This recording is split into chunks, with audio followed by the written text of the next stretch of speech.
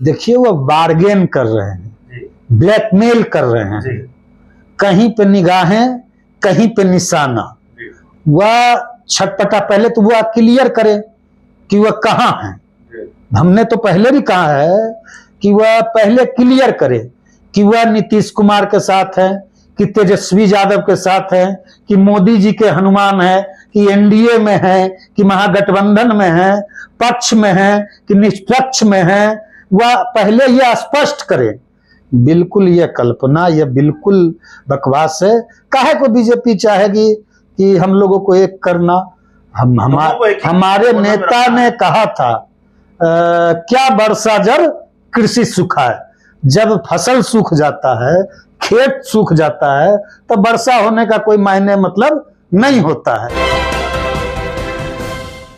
आप देख रहे हैं सिटी पोस्ट और मैं हूं अभिषेक मिश्रा। बिहार की राजनीति में बीजेपी और जेडीयू का वार का जिक्र है। बिहार की राजनीति में एनडीए और महागठबंधन के बीच जो खेल चल रहा है, वार पलटवार चल रहा है, उसका जिक्र है।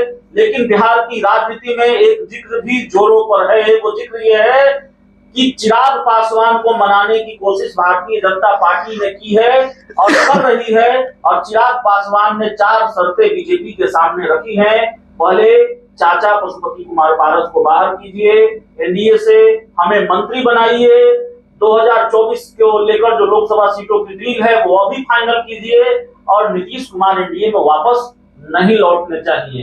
इन 4 शर्तों पर बात करेंगे। हमारे साथ राष्ट्रीय लोक जनशक्ति पार्टी के राष्ट्रीय प्रवक्ता, पार्टी के युवा चेहरे हैं, श्रवण अग्रवाल मौजूद हैं।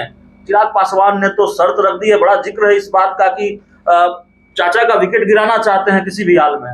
देखिए अभिषेक जी, बड़ा हास्यास्पद है। चिराग पासवान जी अपने महत्वाकांक्षा के वेंटिलेटर पर जो एक्सीलेटर दबाए हुए हैं, फिलहाल तो शर्तों पर राजनीति नहीं होती। अब वह आप बोल रहे हैं 4 शर्त उन्होंने रखा है। शर्तों की बुनियाद पर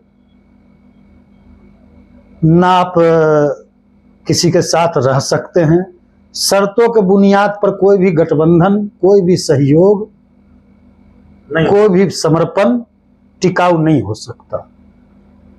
चिराग पासवान जी का जो इधर हमने देखा कुछ चैनलों और मीडिया में कि 4 शर्त उनके द्वारा या उनके एक प्रवक्ता ने इस बात की पुष्टि की है कि हमारे नेता चिराग पासवान ने यह 4 शर्त रखा है। तो इस बात पर कोई संदेह किसी को ना रहे, ना कोई यह भ्रम पाले, ना यह कोई संदेह रखे। पशुपति कुमार पारस के साथ बिहार में दलितों का और खासकर पासवान समुदाय का पूरा एक निर्णायक ताकत पारस जी के साथ पूरे सूबे बिहार में है। दलितों और पासवान के सबसे बड़े नेता यदि कोई आज बिहार में है वो पशुपति कुमार पारस जी हैं। और देख लीजिए, जहाँ तक आपने देखा होगा कि जो विधानसभा 2 चुनाव हुए थे बिहार में, जिसमें एनडीए का उम्मीदवार ने चुनाव लड़ा था, एनडीए के दोनों उम्मीदवार जीते भी थे, और पूरी मजबूती से पारस जी ने तारापुर और कुशेश्वर स्थान में एनडीए उम्मीदवार के पक्ष में हमारी पूरी पार्टी ने पूरी ताकत से अपना बल लगाया था, और दोनों उम्मीदवार एनडीए के जीतते थे। और दोनों जगह चिराग पासवान ने अपनी पार्टी का उम्मीदवार दिया था, और क्या हाल हुआ, बुरी तरह से करारी हार की सामना चिराग पासवान के उम्मीदवार को करना पड़ा था। और अभी जो हाल के दिनों में विधान परिषद के चुनाव बिहार में हुए, हमारी पार्टी बड़े वोटों से, हाजीपुर में हमें 1 सीट मिला विधान परिषद में एनडीए में, और 1 सीट पे हमारे उम्मीदवार हाजीपुर में बड़े अंतराल से जीत दर्ज किए। और चिराग पासवान ने भी, आपने देखा पूरी तरह से 2 दिन पहले वीडियो पूरा वायरल हुआ, और उस वीडियो में चिराग पासवान महागठबंधन के उम्मीदवार, आरजेडी के उम्मीदवार को जिताने की अपील पासवान समुदाय को, लोग को हाजीपुर में कर रहे थे। अपने उस वीडियो में फोन के माध्यम से पासवान समुदाय को कह रहे थे कि आप लोग यदि प्रतिष्ठा हमारा बचाना चाहते हैं तो राष्ट्रीय जनता दल के गठबंधन के उम्मीदवार को आप वोट दीजिए।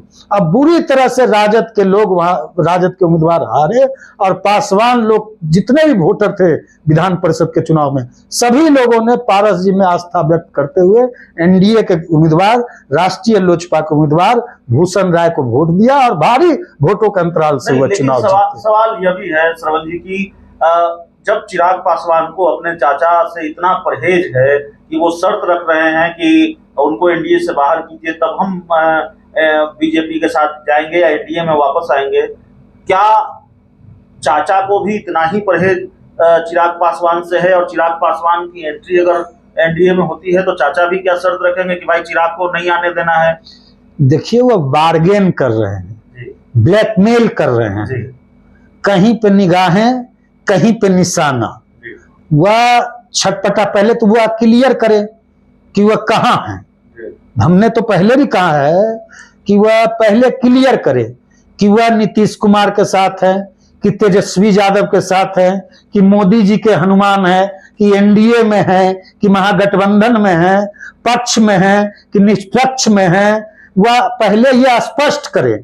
वह ब्लैकमेल कर रहे हैं, बार्गेन कर रहे हैं, वह महागठबंधन में जाने के लिए इस तरह की बात कर रहे हैं, या अपने जो समर्थक, जो उनके साथ, जो भी समर्थक उनके साथ है, उनमें बेचैनी है, उनमें बड़ा भगदड़ मचने वाला है उनकी पार्टी में। उस भगदड़ को रोकने के लिए और उस मतलब अपनी पार्टी को टूटने से बचाने के लिए इस तरह का सगुफा वह उनके लोग या वह इस तरह का सगुफा इस तरह का छोड़ रहे हैं। आखिरी सवाल है, कंफर्म कीजिए, यह भी खबर आती है कभी कभी सोशल मीडिया पर भी, अंदर खाने से भी खबरें आती हैं कि बीजेपी बहुत कोशिश कर रही है कि चाचा भतीजों को एक साथ किया जाए, ऐसी कोशिश हो रही है वाकई में? नहीं नहीं, बिल्कुल बिल्कुल यह बकवास है, बिल्कुल यह कल्पना, यह बिल्कुल बकवास है। काहे को बीजेपी चाहेगी कि हम लोगों को एक करना? हमारे नेता ने कहा था क्या वर्षा जल कृषि सुखाए।